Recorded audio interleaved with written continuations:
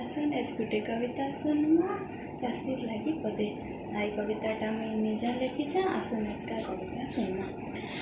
अरे चाषी घर झी आए मुई मते चाष के लागसी बने। अरे चाषी घर झी आए मुई मते चाष के लागसी बने। आर चाषी लगी तो अरन मिल जे के मैं भाभी छके तार कथा घड़े छने के मैं भाभी छके तार कथा घड़े छने।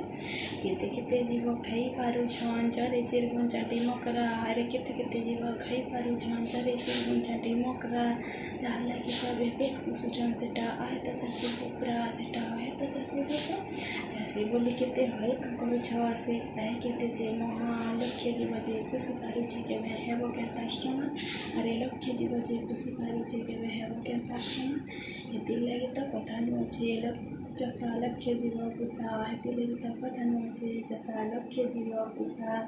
खाल पहले खेत के छुटवा सब सही शीत का कर खरा वर्षा। सकाल पहले खेत के छुटवा सब सही शीत का कर खरा वर्षा।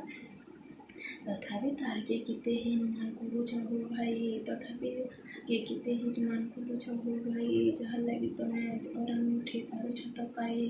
अरे जहाँ लगी अरन मुठे तुम्हें पारु छत हो पाई।